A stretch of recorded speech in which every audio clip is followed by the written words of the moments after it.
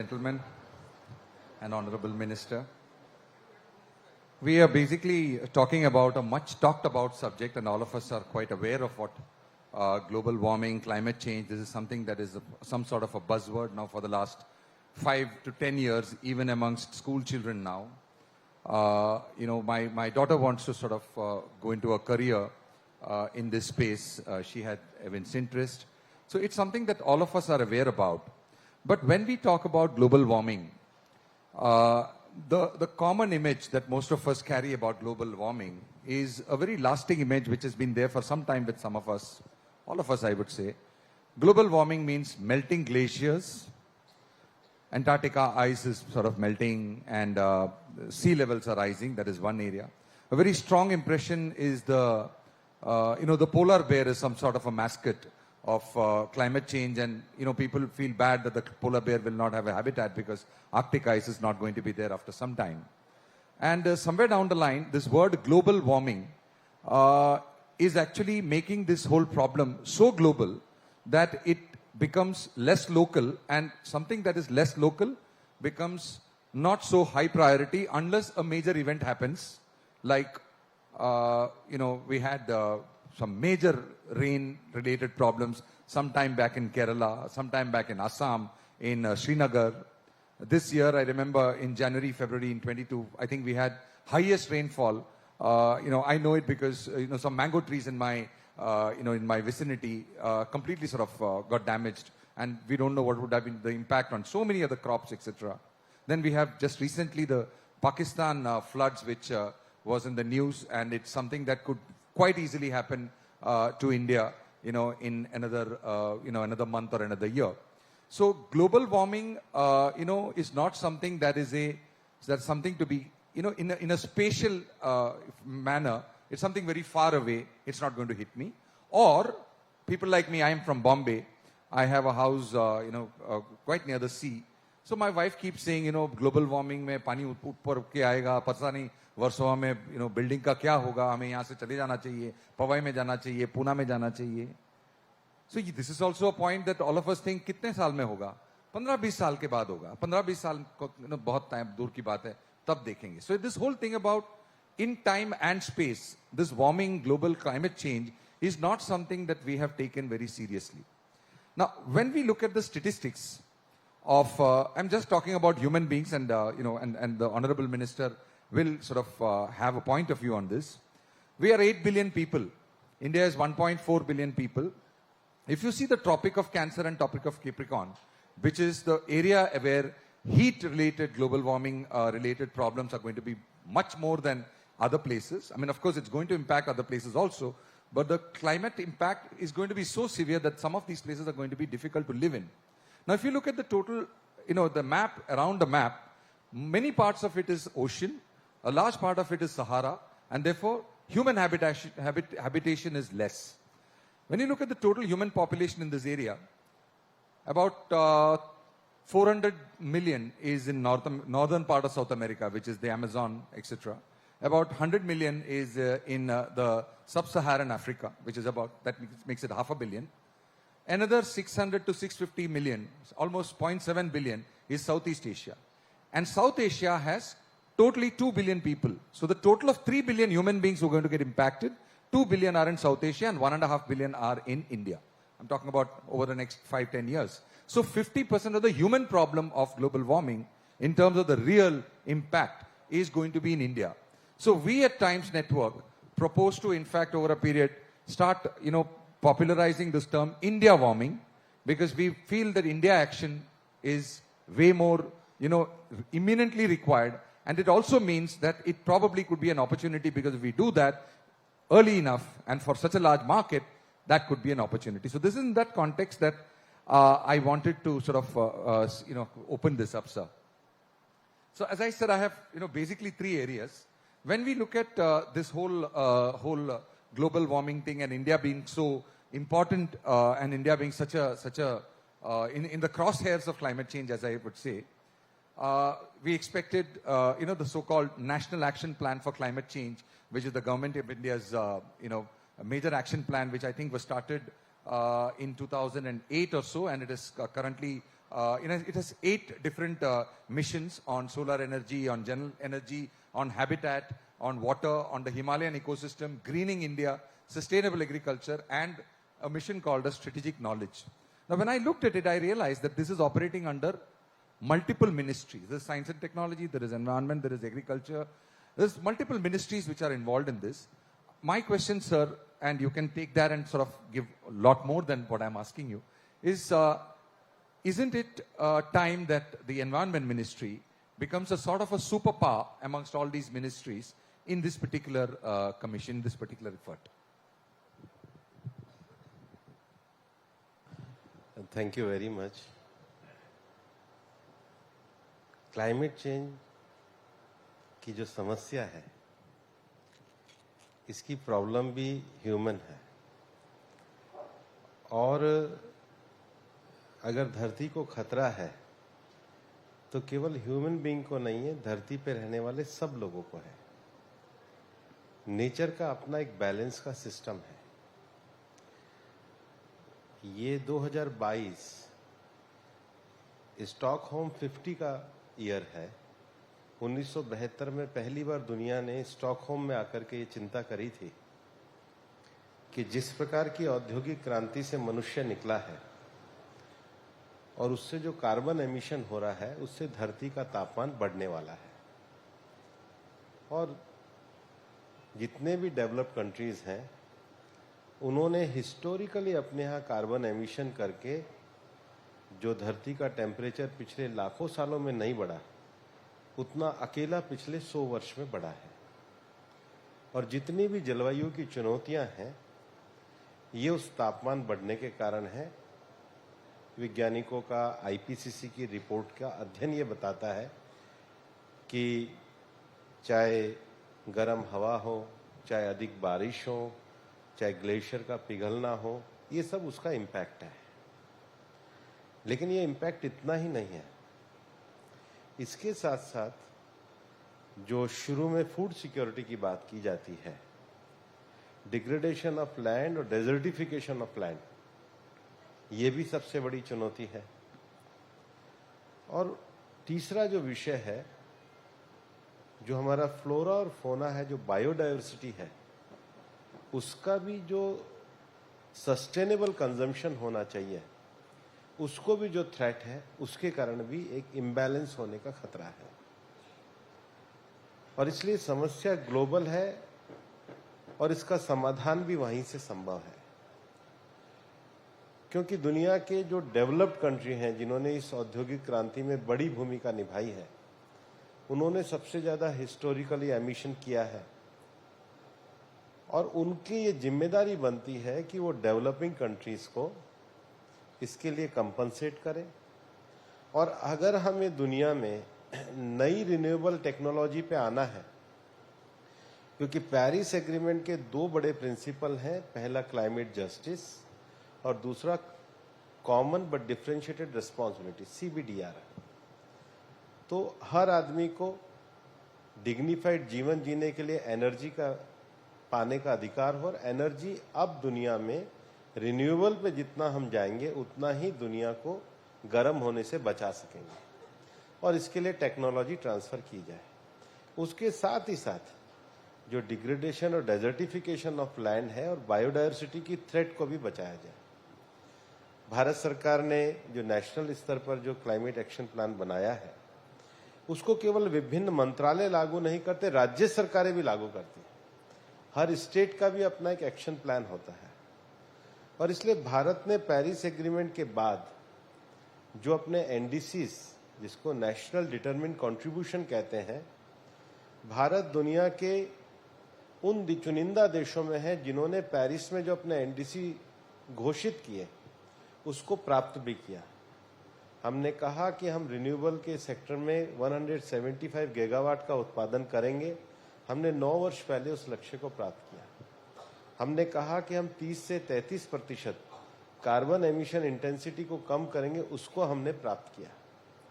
और enhance NDC अभी submit करने वाले देशों में दुनिया में 30 ही देशों ने सबमिट किया, उसमें से भारत एक है। उसके साथ ही साथ पिछली बार ग्लासगो में जब ये कहा गया था कि दुनिया के सब देश इस प्रोसेस में कब नेट जीरो पे आएंगे, उसका डिक्लेरेशन करें, तो माननीय प्रधानमंत्री जी के नेतृत्व ने भारत को 2070 तक नेट जीरो घोषित करने का लक्ष्य किया। फिर ये कहा कि आपने नेट जीरो घोषित करा है तो आपका लो कार्बन एमिशन प्रोग्राम क्या है, उसको भी चॉकआउट करें।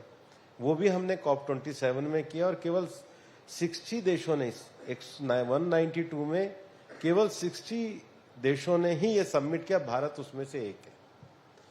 लेकिन आने वाले समय में जो 3 बड़े विषय हैं कि अब केवल क्लाइमेट कॉन्फ्रेंस नहीं होनी चाहिए, उस पर एक्शन होना चाहिए। तो रिन्यूएबल के क्षेत्र में भारत ने इंटरनेशनल सोलर अलायंस की स्थापना करी और आज ISA में दुनिया के 100 से ज्यादा सदस्य और उसका हेडक्वार्टर भी भारत में ही है। ये प्रधानमंत्री जी का विजन का सबसे बड़ा क्लाइमेट एक्शन प्रोग्राम है, जिसको दुनिया के सब लोग मानते हैं कि फ्यूचर इस सोलर में है। दूसरा, जितना भी जलवायु के कारण इंफ्रास्ट्रक्चर को जो खतरा है, उसके लिए भारत ने CDRI coalition for disaster resilience infrastructure forum बनाया। आज दुनिया के 40 से ज्यादा देश उसके सदस्य बने हैं कि फ्यूचरिस्टिक हमको क्लाइमेट रेजिस्टेंस करने के लिए इंफ्रास्ट्रक्चर कैसा करना होगा। और तीसरा, जो हार्ड टू अबेट इंडस्ट्रीज हैं, जो सेक्टोरियल ऐसे क्षेत्र हैं जैसे स्टील सेक्टर है, ट्रांसपोर्ट सेक्टर है, एल्यूमिनियम सेक्टर है, जहां पर सबसे ज्यादा कार्बन एमिशन होता है, उन हार्ड टू अबेट सेक्टर को हम ग्रीन ट्रांजिशन की तरफ कैसे लेकर के जाएं। स्वीडन के साथ भारत का एक ये क्लाइमेट एक्शन प्रोग्राम बना है। लेकिन उसके साथ ही साथ इस पूरे प्रोग्राम में एक तो डेवलप्ड कंट्रीज ने अपने वादे को कभी पूरा नहीं किया, लेकिन इस सारे खतरे में सबसे ज्यादा जो वल्नरेबल ग्रुप है, उनके लिए लॉस एंड डैमेजेस की व्यवस्था होनी चाहिए।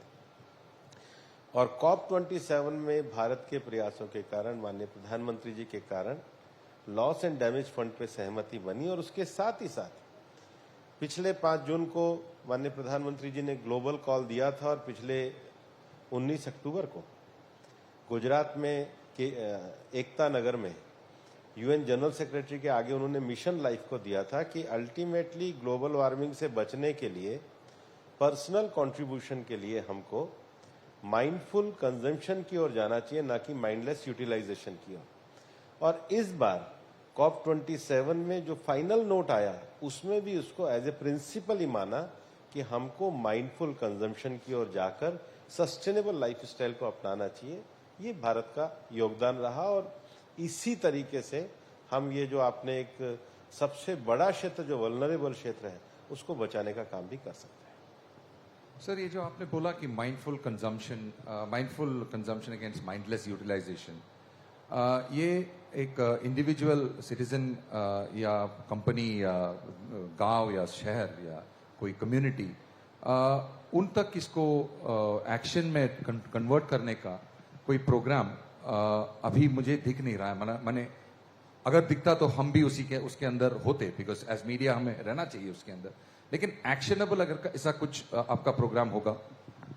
अभी नीति आयोग ने एक 75 पॉइंट बनाए हैं और उन्होंने जिसको कहते हैं कंजम्पशन पैटर्न में, अपने बिहेवियरल चेंज में हम कौन सी छोटी छोटी आदतें 75 कर सकते हैं, वो नीति आयोग ने एक पेपर सर्कुलेट किया है। अलग अलग मिनिस्ट्रीज के माध्यम से भारत सरकार में भी एक पूरी प्लानिंग इसके लिए तैयार की जा रही है। और प्रधानमंत्री जी ने भी 5 जून को वर्ल्ड लीडर्स को कॉल किया था और इस COP में भी UNEP की जो सेक्रेटरी जनरल है एंगर एंडरसन, UNDP के जो लोग हैं, UNFCCC के जो लोग हैं, उन्होंने भी इंडियन पवेलियन में आकर के इसको शुरू किया था। हम अपनी छोटी सी शुरुआत के साथ, जो प्रधानमंत्री जी का जो लाइफ का मिशन है, चाहे अपने वाटर, इलेक्ट्रिसिटी के पर्सनल कंजम्पशन के यूज के साथ लेकर के हम ज्यादा से ज्यादा बिहेवियरल पैटर्न को चेंज करें, इसको लेकर एक पूरा एक्शन प्रोग्राम नीति आयोग ने तैयार किया और मिनिस्ट्री ऑफ एनवायरमेंट फॉरेस्ट के द्वारा हम उसका एक अगले साल पूरा कैंपेन के रूप में लॉन्च करने वाले हैं। और हम चाहते हैं कि मीडिया, यूथ और देश में सस्टेनेबल कंजम्पशन की जो हमारी लाइफ स्टाइल है उसको बढ़ावा देने वाले सब लोग इन सारी बिहेवियरल प्रैक्टिस में, जो 75 हम लोगों ने इस समय एक्शन प्रोग्राम निकाले हैं, उसमें और भी ज्यादा हो सकते हैं। उस कंट्रीब्यूशन के लिए हम प्रोग्राम को आगे बढ़ाने वाले हैं। इसमें शायद एकेडमिक्स में भी आपको उसको लेके आना सबके साथ, इसमें एकेडमिक से लेकर पंचायती राज से लेकर सब लोगों को। भारत सरकार का यह भी मानना है कि फ्यूचर जो एनवायरनमेंट के कंजम्पशन के लिए सर्कुलर इकोनॉमी भी फ्यूचर है, क्योंकि reuse, recycle and reproduce, otherwise आप धरती से लेते जाएंगे और रीयूज और रिसाइकल नहीं करेंगे। और इसीलिए मिनिस्ट्री ऑफ एनवायरनमेंट फॉरेस्ट ने भी अभी वेस्ट रबड़ यूज के लिए, ई वेस्ट के लिए नए नियम निकाले हैं, ताकि अभी जितना मोबाइल हम यूज कर रहे हैं इसका ई वेस्ट को कल को कहाँ जाएगा। जो प्लास्टिक है, सिंगल यूज प्लास्टिक को बैन करना है। तो जो रीयूज और रिसाइकिल है, सर्कुलर इकोनॉमी, फ्यूचर में एनवायरनमेंट के लिए, एनवायरनमेंट प्रिजर्वेशन के लिए और उसके लड़ाई लड़ने के लिए एक बड़ा इकोनॉमी का भी माध्यम होने वाला है, जिसको लेकर भी हम काम कर रहे हैं। Thank you sir.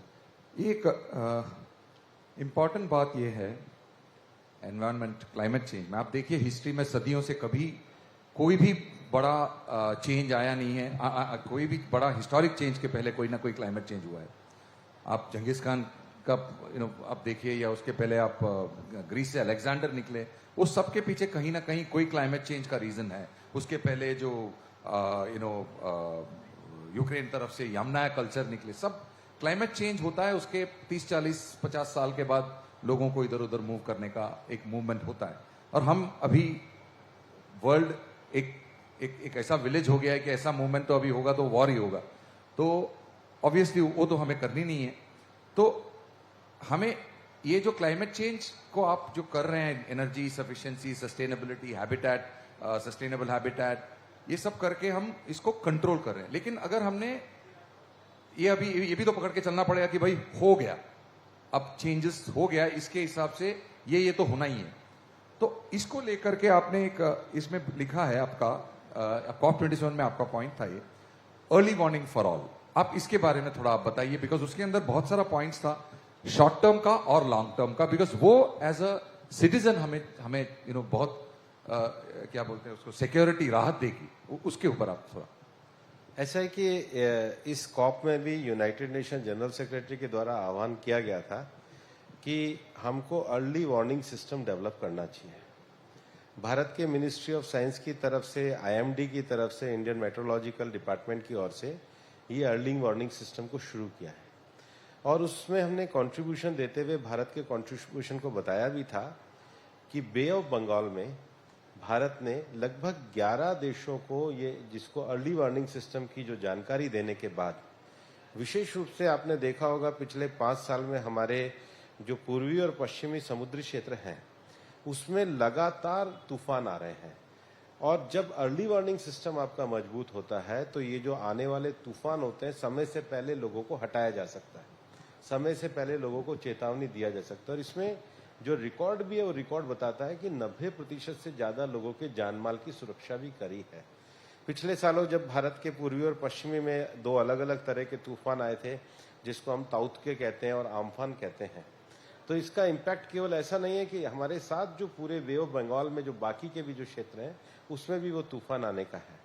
और भारत ने जो CDRI बनाया है, coalition for disaster resilience infrastructure, उसमें जो स्मॉल आइलैंड कंट्रीज हैं, उसमें पिछले ग्लासगो में प्रधानमंत्री जी ने विशेष रूप से जमाइका, फिजी, उन देशों के पास ये व्यवस्था नहीं थी कि सैटेलाइट से उनको उनकी अर्ली वार्निंग सिस्टम की जानकारी मिल जाए। तो भारत ने अपने इसरो के साथ प्रस्ताव किया और इस बार हमारे CDRI ने प्रधानमंत्री जी के उस विषय को आगे बढ़ाते हुए आयरिस कंट्री के लिए एक एक्शन प्लान भी दिया है। यूनाइटेड नेशन जनरल सेक्रेटरी का मानना, और भारत भी इस बात को मानता है कि जो दूर दराज रहने वाले जो द्वीपों में लोग हैं, किसान हैं, वर्नरेबल कम्युनिटीज हैं, उनको ये एक्सेसिबिलिटी मिलनी चाहिए। क्योंकि जिस प्रकार का हम एनवायरनमेंट का और ग्लोबल थ्रेट बार बार देख रहे हैं, मौसम में परिवर्तन है, और हम लोगों ने इंफॉर्मेशन के माध्यम से एक बहुत अच्छे स्तर पे आज इसको एसेस करने का एक साइंटिफिक सिस्टम बना है। तो ये अर्ली वार्निंग सिस्टम ये एक तरीके के हर व्यक्ति का, दुनिया के हर कोने में रहने वाले व्यक्ति का एक फंडामेंटल राइट बनना चाहिए। उसको पता होना चाहिए कि थ्रेट कब आने वाला है, विशेष रूप से प्रकृति का जो थ्रेट है, और इसको भारत ने समर्थन किया है। इस कॉप में भी हमने समर्थन किया और कॉप के एक डिसीजन में भी उसको शामिल किया गया।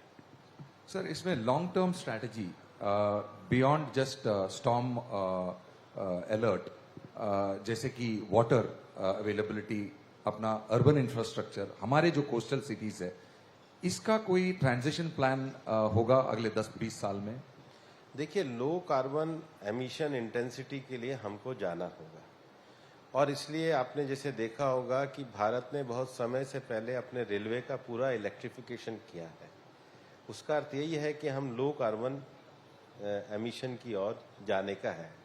जैसे एक छोटा सा विषय जो पिछले प्रधानमंत्री जी के नेतृत्व में किया है कि बल्ब में हमने जो एलईडी बल्ब का प्रयोग किया, तो एक तरीके से जो हम ऊर्जा बल्ब में है, अगर हम उसको लो कार्बन के स्तर पे लेके जाते हैं तो हम काफी सेविंग के स्तर पे जाते हैं। सेम स्तर पे अलग अलग स्तर पे बनने वाले जो हाउसिंग प्लान है, उसमें हम कैसी ग्रीन टेक्नोलॉजी को किस प्रकार से बढ़ावा दे सकते हैं।